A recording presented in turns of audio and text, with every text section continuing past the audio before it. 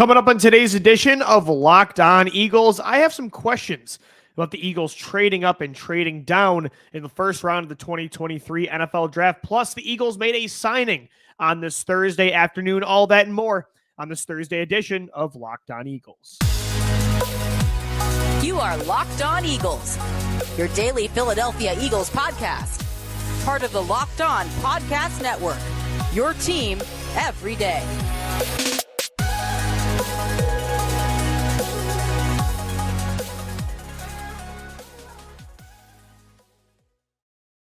We thank you so much for making Locked On Eagles your first listen each and every day. Welcome in, Eagles fans, to a Thursday edition of the show. I'm Louis DiBiase. As always, we're part of the Locked On Podcast Network, your team every day. You can find our show Monday through Friday, 365 days a year on all podcast platforms and on YouTube as well. And we're always talking birds on Twitter. Make sure you hit us up after the show. Let us know what you think at Locked On Birds, at DiBiase LOE, and at GC24. _ football. Got a lot to talk about on today's show, including a signing the Eagles made on the defensive line. And then I started to think about, because Howie Roseman, this conversation sparked from our show 2 days ago, where Gino and I were talking about, okay, now that free agency's over, we know all the major decisions the Eagles made when it comes to free agents on the offensive side of the football, the defensive side of the football. What are they going to do in the draft? They have 2 first-round picks at number 10 and number 30. They have a second-round selection as well. What do we predict is going to happen? And I said, I think a lineman is definitely going to be selected with one of those 3 picks. At least one, probably 2. Would not be surprised if they come away with 2 defensive linemen or 1 defensive lineman and an offensive lineman. I thought the trenches were going to be a focus, as they always are. But my other prediction was that the Eagles are not going to sit still. Since Howie Roseman has become a general manager for the Eagles again, back in 2016, when he took back over for Chip Kelly after a 1-year hiatus. Since then, in the first round, Howie Roseman has picked at his actual selection the Eagles were supposed to have based on that season's standings just one time in 2020 when he stood pat and took Jalen Reagor, and we know how that pick went. So I said that you can guarantee they're going to take at least 1 player in the trenches, probably 2, maybe even 3. And the other prediction is that they're not going to sit still. They're going to move up the board or they're going to move down. So that kind of got me thinking more about, if they were going to make those decisions, what would be the focus? What would be the motivation behind them? So I'll get into that coming up next on Locked On Eagles. But first, we have to get into a signing the Eagles actually made today at the defensive tackle position, where they needed to add depth. Fletcher Cox was re-signed. You have Milton Williams, who I think is going to take a big step in year 3. You have as well Jordan Davis, hoping to take that big step in year 2. Your first-round pick last year you traded up for. But after that, you lost Javon Hargrave. I don't think Ndamukong Suh and Linval Joseph will be back. Maybe one, maybe not either. So you needed a lot of depth. You got Tui Peloto coming back as well, but do you want him to be your 4th guy? Well, the Eagles, maybe they didn't bring in the 4th guy, but maybe it's the 5th or 6th. But either way, it's actually a pretty solid rotational player to get March 30th, at the end of March, heading into April, where now it's really draft season. The Eagles signed to a 1-year deal former San Francisco 49ers 4th-round selection and former Saints defensive tackle in 2022, Kentavius Street. Kentavius Street has had 6.5 sacks the last 2 years. Last year, in his only year with the Saints, he had 3.5 sacks, I should say, 5 tackles for a loss, and 8 quarterback hits. It was a career year for the 4th-round selection. The year before, his last year with San Francisco, he had 3 sacks, 6 tackles for a loss, and 5 quarterback hits. So Kentavius Street added as nice depth for the Eagles behind Jordan Davis, behind Milton Williams, and behind Fletcher Cox. This is only a 26-year-old that's 6'2", 285 pounds. He's got a lot of length, and he's got pass rushing ability. And that was the huge thing. It's part of why I wanted Fletcher Cox back. Gino and I have talked a lot about how, yeah, we believe a lot in Jordan Davis and Milton Williams, but is Jordan Davis ever going to be the guy as a pass rusher to replace Javon Hargrave's level of production, or if Fletcher Cox left? To me, I think Milton Williams can definitely be that guy, and I think Davis can definitely get to the Vita Vea or Dexter Lawrence level of pass rushing nose tackles, but is he ever going to be a 10-plus sack guy a year, or a premier elite interior edge rusher or pass rusher like Fletcher Cox was, like Javon Hargrave was? I don't know. So I thought they needed another guy like Cox, like Milton Williams. I'm glad Fletcher was that guy that came back, but I think Howie Roseman recognized they want to add more of those players next to Jordan Davis. And I think Kentavius Street will be a really nice rotational piece to spell Milton Williams and Fletcher Cox, because that's the thing. They have Jordan Davis, but even if you were to bring back Linval Joseph is not the kind of defensive tackle that Fletcher Cox is, that Milton Williams is. It's quite frankly a different position. If you brought in Ndamukong Suh back, okay, he fits that role more, but I like the Eagles instead went with a 26-year-old that's been getting better every single year. Before the last 2 seasons that Street had at least 3 sacks. Before that, he didn't register a single sack in 2019 or 2020. Of course, he had torn his ACL at his pro day back in 2019, so he took some time to recover before he got his NFL career going. But I like, and maybe Suh or Joseph comes back, but I like the fact that Howie Roseman yet again brought in a 26-year-old that's definitely on the rise in the NFL, but you don't really need him to be a staple starter. But at the same time, like, he's a role player. He's a good backup. He's that kind of level of player. But at the same time, there's upside. And that's what he did with Greedy Williams at the cornerback position. It's a guy that's definitely struggled in the NFL to stay healthy, to stay consistent, but he was a projected first, second round talent back in 2019, and he hasn't been a complete bust. And you don't need him to be one of your top 3 starters at corner this year. But hey, maybe in a year or two, if he continues to develop and he's in a good situation, some NFL players take a little longer to develop. It's a low-risk, high-reward signing. That was the same thing with Justin Evans, the former Saints safety that they brought in. I feel like that was the same thing with Rashad Penny. It's, hey, if he stinks, we're paying $600,000 guaranteed, right?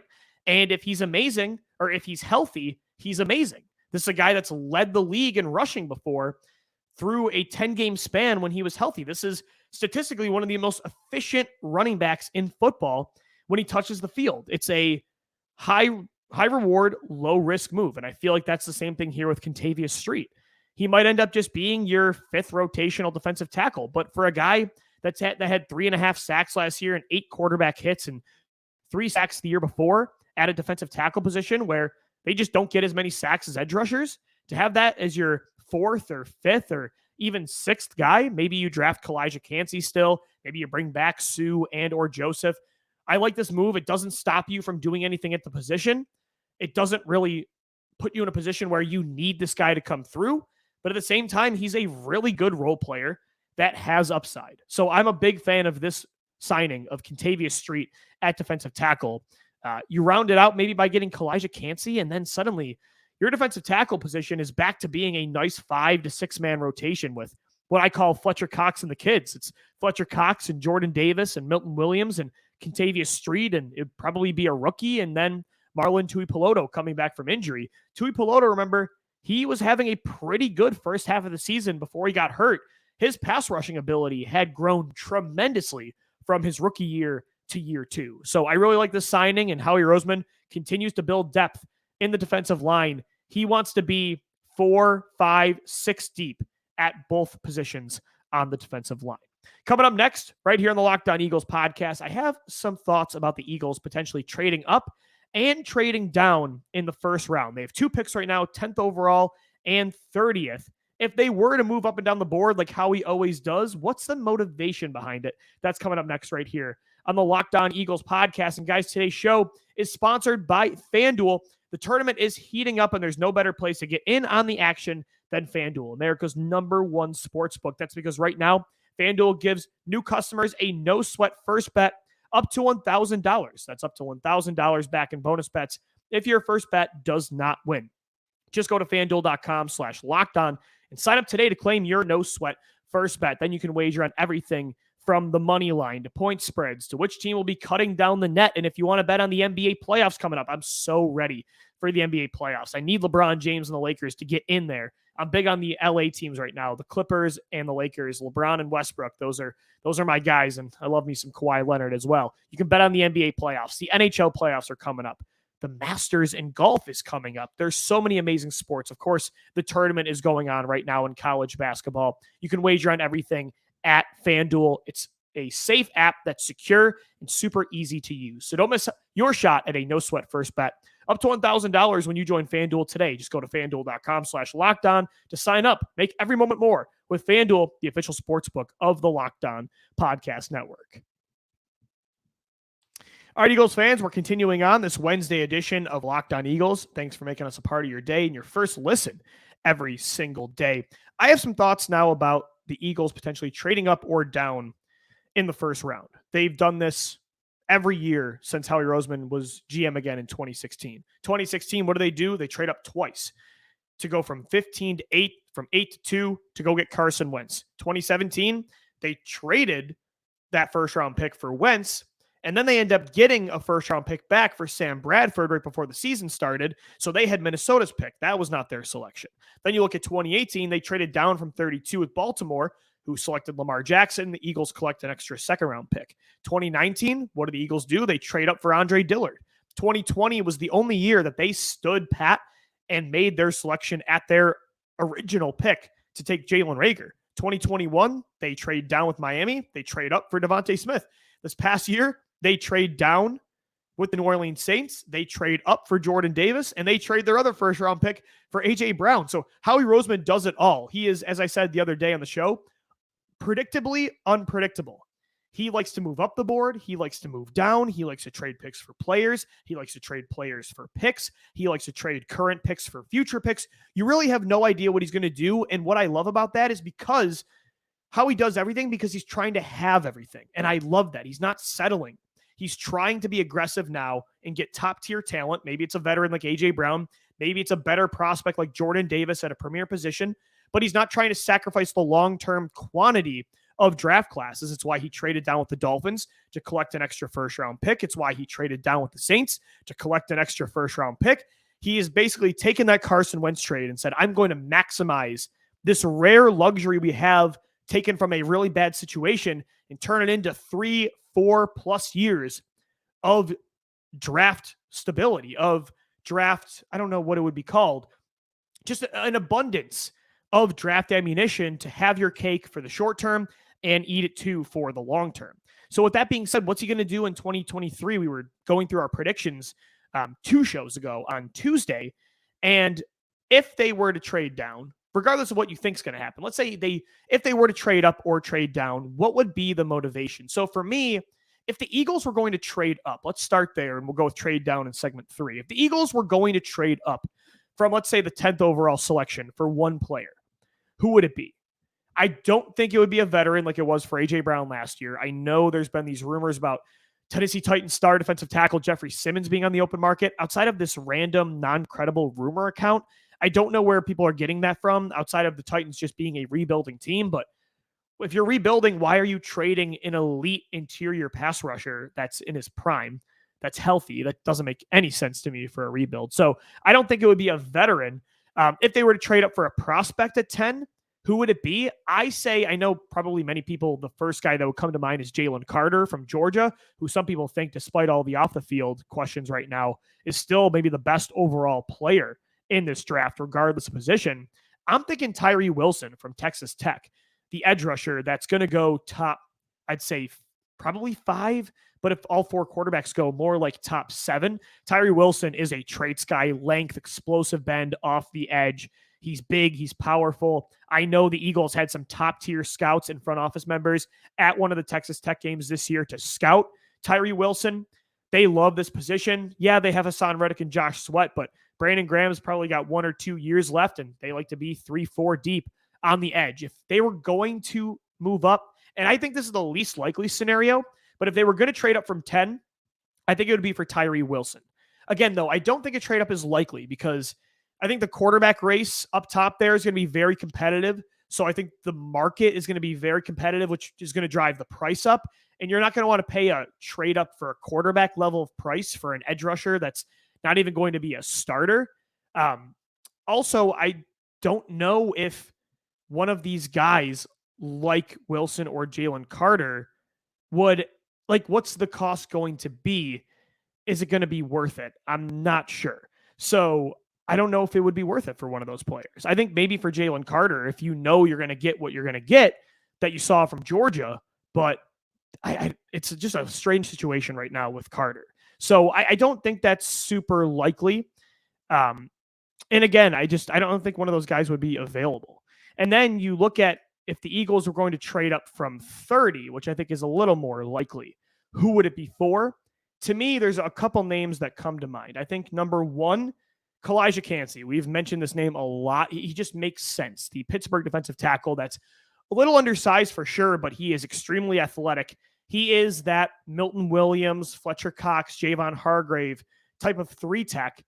What Kentavius Street is supposed to be for the Eagles.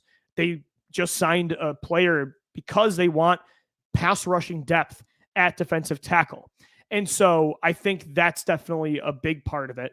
And that's why I think Kancey would be a great fit right next to Jordan Davis. I think Kalijah Kancey is probably going to go somewhere within the 13 to 20 range. So you probably would have to move up, I'd say at least 10 spots. So I think Kancey would make a lot of sense. Notice a theme here. It's all defensive linemen. I think that theme continues with a player that just kind of talked up the Eagles. He said he had a great visit, top 30 visit with the Birds, and it's Georgia edge rusher Nolan Smith, who Daniel Jeremiah and a lot of people are comparing to Hassan Riddick, an explosive off-the-ball edge rushing linebacker. Nolan Smith is a former teammate of Nakobe Dean and Jordan Davis. Maybe the Eagles continue to tap into that well of elite defensive linemen from Georgia and elite defenders. I could see Nolan Smith. I think, again, kind of like Kancey, he's in that 13 to 20 range, maybe 13. A lot of mock drafts I've seen have him going maybe even in the 20s, 20 to 25. But I think those are two guys that would make a lot of sense for the Eagles if they want to trade up for a defensive lineman. Like, let's say at 10, they move down and you want to get up from 30. Or let's say at 10, you took a corner or you went with an offensive lineman like Peter Skoronski.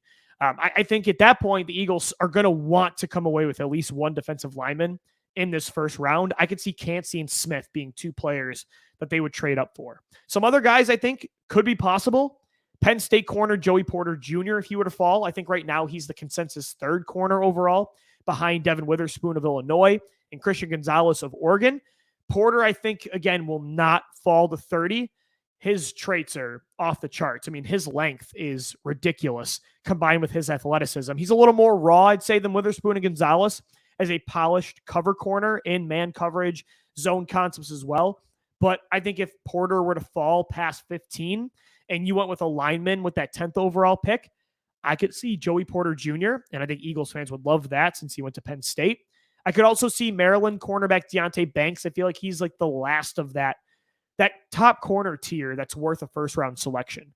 You could also, consider Forbes or Ringo, but I do feel like Banks is like that last guy that might be worth being a little aggressive for to make sure that you get him. Because the Eagles, although they re-signed Darius Slay and James Bradbury, you definitely want that depth at corner and that long-term solution on the boundary because Slay's going to be here for a year or two at max. Bradbury is a 3-year contract, but both of these guys are in their 30s now. So I would probably predict if the Eagles trade up from 10 or 30 or 30, it's probably going to be for a defensive lineman or a cornerback. I don't think they would do it for a guard, maybe a tackle, but I couldn't see them even trading up for a tackle considering what they have right now they just gave Lane Johnson a raise. He's at the top of his game, and Jordan Mailata is your future at left tackle. So I'd say it's defensive line and corner. If they were to trade for a veteran like they did last year with A.J. Brown, who would that be? I don't think there's a lot of candidates like that this year, and the Eagles roster is pretty set. One position I could see, because the Eagles are not trading, I think, for a linebacker on day one. And this doesn't mean are the Eagles going to trade a first-round pick for a veteran. But on day one, if the Eagles were going to trade anything for a veteran, who would it be? Because teams are talking during the draft and veterans are included, I could see Tennessee Titans safety Kevin Byard. They signed Terrell Edmunds. He's going to be a starter this year. I think the Eagles are really high on Reed Blankenship, and I loved what I saw from Blankenship last year. But do they believe he is a full-time starter? Edmunds and Blankenship are more strong safeties, traditionally box safeties. Do you want more of a Kevin Byard type of guy? I could see them try to make a move like that on day one. Definitely not for a first-round pick, but if the Eagles were going to trade for a veteran on day one like they did last year for A.J. Brown, Kevin Byard is a name I think to look out for. All right, those are some of the motivations behind the Eagles potentially trading up from 10 or 30.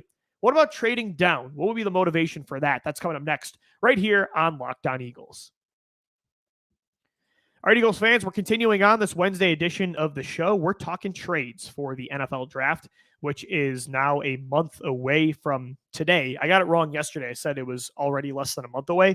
Today is Thursday, March 30th. In exactly 4 weeks, we're going to have our live show for the draft, and we're going to see what the Eagles do at 10 and 30. Howie Roseman never sits still, which always makes it stressful and unpredictable, but it always makes it entertaining for Eagles fans and Eagles media. Having this show during draft time, honestly, like having a Super Bowl run was incredible to cover, but I almost have more fun sometimes during draft season than any time. Maybe not as a fan, but doing this show for sure. It's so much fun. I talked about in segment 2 questions behind the Eagles potentially trading up if they were going to from 10 or 30. Howie has shown in the past that he'll be aggressive, and if he thinks there's a prospect that's way better than other guys on the board, and they're at premier positions, lineman, receiver, they're going to go up and get him. What if he trades down? Because he has definitely done that in the past as well. He's done it the last 2 years. If they were going to do that from 10, what would be the motivation behind that? What would that look like? If the Eagles were going to trade down from 10, to me, the only way they do that is if a quarterback like Anthony Richardson or Will Levis were to slip. I don't think Bryce Young's the guy that slips. I don't think CJ Stroud is. I think both of those guys are going inside the top 5, inside the top 7 at least. They're not getting past the Raiders. The 2 guys that are wild cards, Anthony Richardson could go as high as number 1 overall. He could go as low as, 16 to Washington. I don't think that's going to happen. I think he's a top 4 pick. But let's say Anthony Richardson fell or Will Levis, one of the more unpredictable players that have all the upside in the world, but their floors are a lot lower than Bryce Young and CJ Stroud. I think those 2 could be the reason the Eagles trade down from 10 if they're trying to do exactly what they did the past 2 years, which is trade down with a team that was being more aggressive to get a receiver. Miami wanted Jalen Waddle. The Saints wanted Chris Olave. And so the Eagles traded down and collected an extra first-round pick in the following year so they could continue this trend of having multiple day 1 picks. So if one of those guys fell and you had a team caught in the purgatory of the first round, they don't have a quarterback good enough to win a championship, but they don't have a pick high enough to get one of these guys, right? Like Minnesota or Washington or Tennessee, one of those teams. If there was going to be that type of team that moves up, I could see it for an Anthony Richardson or a Will Levis, and they would be willing to probably pay even more for that guy than the Dolphins were for a receiver in Waddle, than the Saints were for a receiver in Chris Olave. But I think that's the only way, really, honestly, the Eagles trade down from 10. Because let's say a Jalen Carter or a Tyree Wilson fell, the Eagles aren't going to trade down. They're going to pick those guys. I said they could maybe trade up for one of those players. And I think it was very rare and kind of a crazy thing we don't talk about a lot that teams in back-to-back years that didn't have elite quarterbacks were willing to give the Eagles an extra first-round pick the following year for a wide receiver. The fact that Howie Roseman was able to do that with Miami and New Orleans is something that I feel like we don't talk about enough. It's very impressive. This year, I don't think third time's the charm. I don't think there's, number 1, a team that's willing to do that. And number 2, I don't think there's a receiver in this class that's really worth trading up for. Quentin Johnson from TCU, Jackson Smith and Jigba from Ohio State, Jordan Addison from USC.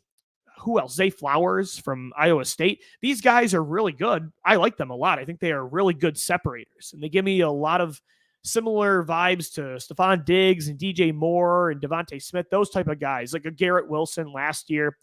But they aren't the Devontae Smiths. They aren't the Jalen Waddles or even the Chris Olaves. These slam dunk, hands down receivers that are going to be number 1s for the rest of time, and they're worth giving up an extra first-round pick for or multiple picks. I can't see that. I feel like the only way the Eagles trade down from 10 is if a quarterback falls down the board, and I don't think that's going to happen. Maybe they trade down regardless of if they get an extra 1. That's kind of been the motivation that I'm talking about. Maybe they get to 10 and they say, There's no one really here we like that we can't get at 15 or 16, like a Kalijah Cansey, a Miles Murphy from Clemson, a Joey Porter Jr. And hey, we don't have a lot of picks in day 2 and day 3. After our 4 picks in the first 3 rounds, we only have 2 7th-round picks now. Maybe you want to collect some extra day 2 and day 3 picks. You move down a few spots there, take your guy, and get some extra picks. That could happen. That could definitely happen, but I think the more likely outcome is they trade down from 30. I could really see a team, and we saw the report the other day that teams like Hendon Hooker, and they might be trying to get back in the first round to get him. I could really see a team try to do what Baltimore did with the Birds in 2018, and it's get back in the first round to take their quarterback and the reason for it, excuse me, is to get the quarterback, number one, but it's big to get that first round pick rather than have him fall. Like, even if a team thinks we can get Hendon Hooker in the second round, to me, it's worth trading up to go get him because of that 5th-year option. That's what Baltimore wanted with Lamar Jackson. Even going back before that, that's what the Minnesota Vikings wanted with Teddy Bridgewater. Look at the Eagles. Jalen Hurts, like, is he worth paying? You're damn right. Is it great to have a quarterback worth paying? For sure. Do I wish they had a 5th-year option on Hurts as a first-round pick to have another year of him being on a cheap deal where you could build around him this roster, making it easier to pay other positions? Absolutely. So I could see a team like I mentioned before, Tennessee, Washington, Minnesota, I don't know, one of those kind of teams, New England, Tampa Bay, say, hey, let's get Atlanta. Let's get back into the first round. The Eagles are willing to move down, and for the same reasons I talked about before, collect some extra capital, future capital, and let's go get our quarterback with 5 years of cost-controlled, team-controlled, cost-effective rookie money. So I definitely could see that happening for sure for Hendon Hooker. One last question to get into before we wrap up the show when it comes to trading in the first round on day 1 of the NFL draft. If the Eagles were going to trade one of their own players in round 1, who would it be? And I don't think it's going to happen. I'm still a believer in this guy, but I think of anybody, if there was a player that was going to be traded on day 1 from the Eagles to another team, I think it's Quez Watkins. I think the Eagles, there was a report earlier in February or earlier in March that the Eagles could consider trading Quez to collect some extra picks since they don't have a lot. My thing is, though, is Quez Watkins worth giving up for a 7th-round pick? I would rather give up that pick and give Quez Watkins another chance to be who he was in 2021 as your 4th passing target. To me, I don't think it's worth a 7th-round selection to give up on Quez Watkins. Like, who's the receiver you're going to get in rounds 4 through 7 that's going to be better than Quez? I think, again, I know 2022 is really bad for Watkins. He cost the Eagles in many games. But the 2021 tape, the fact that he's 24, the fact that he has the 6th most 50-yard receptions in the league over the last 2 years, that speed is a perfect complement to what the Eagles have on offense in the passing game. That makes me want to hang on to him. I'm still a believer in Quez, and he's on a rookie day 3 contract that's worth no money. I don't think you're going to get much better than that. So I think Quez is the most likely. Maybe you find another team that'll swap you their receiver that's kind of on the looking for a change of scenery, but I don't think that would happen. I think of all of these moves, the most likely outcome, I think, is trading down from 10 or 30. I think it's very likely they trade down from one of those picks. And then when it comes to trading up, I'd say it's more likely they trade up from 30 than it is 10. We'll see what happens. I can guarantee you, though, of all these scenarios I just laid out, at least one of them is going to happen. Howie Roseman does not sit still. All right, Eagles fans, that's going to do it for this Thursday edition of Locked on Eagles. Thank you so much for tuning in and making us your first listen each and every day on all podcast platforms and on YouTube as well. Make sure your second listen is the Locked On NFL Scouting Podcast with the Draft Dudes, with our boys Kyle Krabs and Joe Marino. They take you through what it's like to build a successful NFL franchise every Monday through Friday. Find Locked On NFL Scouting with the Draft Dudes wherever you get Locked On Eagles. We're all part of the Locked On Podcast Network, your team every day. Thank you for downloading. Thank you for watching and listening. And as always, let's go Birds.